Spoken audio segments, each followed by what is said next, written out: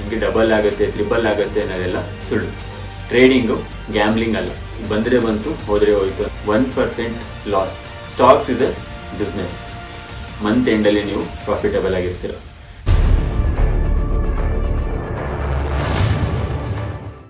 Hello guys, stocks Guru ಚಾನಲ್ಗೆ ಸ್ವಾಗತ. ಇವತ್ತಿನ ವಿಡಿಯೋದಲ್ಲಿ ಟ್ರೇಡಿಂಗ್ ಅಂದರೆ ಏನು ಮತ್ತು ಟ್ರೇಡಿಂಗಿಂದ ನಿಜವಾಗ್ಲೂ ಹಣ ಮಾಡ್ಬೋದಾ ಅನ್ನೋದನ್ನು ತಿಳ್ಕೊಳ್ಳೋಣ. ಟ್ರೇಡಿಂಗ್ ಅಂತ ಹೇಳಿದರೆ ಯೂಶ್ವಲಿ ಒಂದು ಶಾರ್ಟ್ ಟರ್ಮ್ ನಿಮ್ಮ ಅಸೆಟ್ನ ಹೋಲ್ಡ್ ಮಾಡಿರ್ತೀರ. ಸೊ ಸ್ಟಾಕ್ಸ್ ಆಗಿರ್ಬೋದು, ಕ್ರಿಪ್ಟೋ ಕರೆನ್ಸಿ ಆಗಿರ್ಬೋದು, ಅಥವಾ ಆಪ್ಷನ್ಸ್ ಆಗಿರ್ಬೋದು. ಸೊ ಇದೆಲ್ಲದೂ ಕೂಡ ಅಸೆಟ್ಸ್ ಅಂತ ಹೇಳ್ಬೋದು. ಆ್ಯಂಡ್ ಈ ವಿಡಿಯೋದಲ್ಲಿ ನಾನು ಎಷ್ಟು ಇನ್ಫಾರ್ಮೇಷನ್ ಕೊಡ್ತೀನಿ ಎಲ್ಲದೂ ಕೂಡ ಒಂದು ಸ್ಟಾಕ್ಸ್ ಮೇಲೆ ಆಗಿರುತ್ತೆ. ಏನಕ್ಕೆ ಅಂತ ಹೇಳಿದರೆ ಇದು ಕಂಪ್ಯಾರಿಟಿವ್ಲಿ ರಿಸ್ಕ್ ಕಡಿಮೆ. ಸೊ ಟ್ರೇಡಿಂಗಲ್ಲಿ ಯೂಶ್ವಲಿ ವಿತಿನ್ ಅ ಡೇ ನಾವು ಎಕ್ಸಿಟ್ ಆಗಿ ಟ್ರೈ ಮಾಡ್ತೀವಿ. ಇಲ್ಲ ಅಂತ ಹೇಳಿದ್ರೆ ಒಂದು ಫ್ಯೂ ವೀಕ್ಸ್. ಸೊ ಅಲ್ಲಿ ನಾವು ಎಕ್ಸಿಟ್ ಆಗಿ ಟ್ರೈ ಮಾಡ್ತೀವಿ.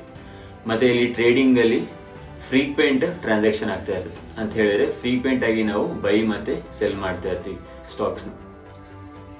ಟ್ರೇಡಿಂಗ್ ಆ್ಯಕ್ಚುಲಿ ಹೈ ರಿಸ್ಕ್ ಮತ್ತು ಹೈ ರಿವಾರ್ಡ್ ಆಗಿರುತ್ತೆ.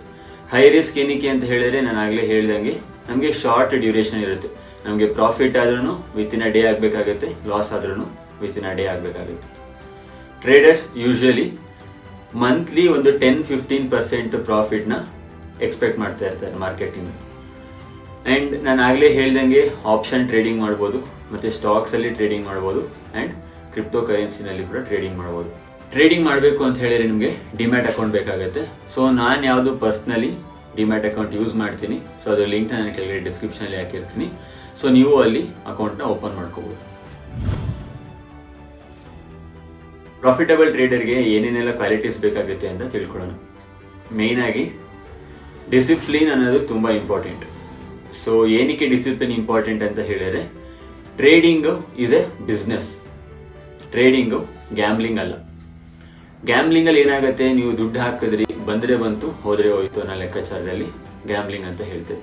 ಬಟ್ ಸ್ಟಾಕ್ ಮಾರ್ಕೆಟ್ ಆಗಲಿ ಅಥವಾ ಸ್ಟಾಕ್ಸ್ ಆಗಲಿ ಇದು ಗ್ಯಾಮ್ಲಿಂಗ್ ಅಲ್ಲ. Stocks is a business. So ಇಲ್ಲಿ ನೀವು ನಿಮ್ಮ ರಿಸ್ಕ್ನ ನೀವು ಕಂಟ್ರೋಲ್ ಮಾಡ್ಕೋಬೇಕು. ಅಂದರೆ ನೀವು ಡಿಸಿಪ್ಲಿನ್ ಆಗಿ ಇರಬೇಕು. ಸುಮ್ಮನೆ ನೋಡ್ತಾ ಕೂತ್ಕೊಂಡ್ರೆ ನಿಮಗೆ ಡಬಲ್ ಆಗುತ್ತೆ, ತ್ರಿಬಲ್ ಆಗುತ್ತೆ ಅನ್ನೋದೆಲ್ಲ ಸುಳ್ಳು.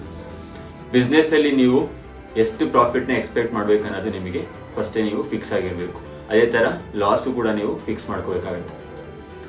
ನನ್ನ ಪ್ರಕಾರ ವಿತಿನ್ ಅ ಡೇ ಅಂದರೆ ಇಂಟ್ರಾ ಡೇನಲ್ಲಿ 1% ಲಾಸ್ ಅಥವಾ 1.5% loss is more than enough.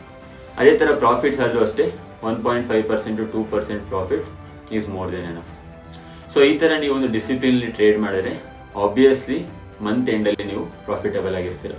ಬಿಸ್ನೆಸ್ಸಲ್ಲಿ ನಿಮಗೆ ಎಷ್ಟು ಪ್ರಾಫಿಟ್ಸ್ ಬೇಕು, ಎಷ್ಟು ಲಾಸ್ ಬೇಕು ಅನ್ನೋದು ನೀವು ಡಿಫೈನ್ ಮಾಡ್ಕೊಂಡಿರಬೇಕು.